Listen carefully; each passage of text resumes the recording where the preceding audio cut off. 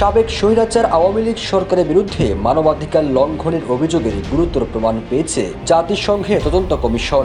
জুলাই আগস্টে ছাত্র জনতার গণ আন্দোলন দমনে নৃশংস পন্থা অবলম্বনে শেখ হাসিনার সরকার প্রত্যক্ষভাবে ইন্ধন দিয়েছে। আগামী সপ্তাহের মধ্যে 100 পৃষ্ঠার বেশি প্রতিবেদনটি আনুষ্ঠানিকভাবে প্রকাশ করবে জাতিসংঘ।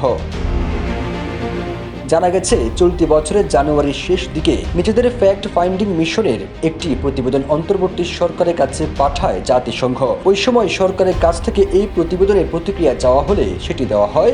এরপর প্রতিবেদন চূড়ান্ত করে জাতিসংঘ। ওই প্রতিবেদনে পাওয়া তথ্যের বিষয়ে সরকারের একাধিক কর্মকর্তা জানিয়েছেন, জুলাই আগস্টের নৃশংসতায় বিগত সরকারের প্রত্যক্ষ ইন্ধন পেয়েছে কমিশন। বিশেষ করে সরকারের উচ্চ পর্যায়ের নেতৃত্বের উপর মানবাধিকার লঙ্ঘনে জড়িত থাকার প্রমাণ পাওয়া গেছে। এই প্রতিবেদনে RICL TMX যুগের পর যুগ স্থাপনা থাকে মজবুত।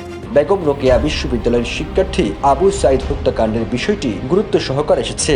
এতে আবু সাইদ মারা যাওয়ার ছবিটি ব্যবহার করা হয়েছে। পুলিশ যে আবু সাইদকে গুলি করেছে এবং গুলিতে তার শরীর থেকে রক্ত ঝরছে এমন ছবি খুব কাছ থেকে জুম করে দেখানো হয়েছে।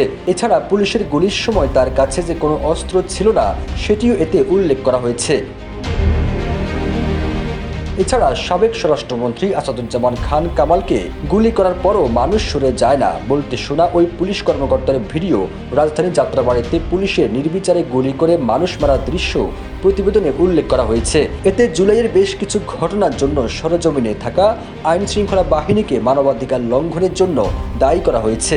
এছাড়া ছাদ থেকে শিক্ষার্থীদের ফেলে দেওয়ার একটি ঘটনাও প্রতিবেদনে উঠে এসেছে।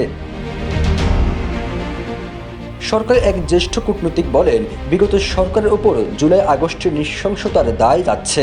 আগের সরকারের প্রত্যক্ষ ইন্ধনে যে শিক্ষার্থীদের উপর হামলা হয়েছে সেটি প্রতিবেদনে আছে। ছাত্র জনতার গণ অভ্যুত্থানে গেল বছরে 5 আগস্ট শেখ হাসিনার সরকারের পতন হয়।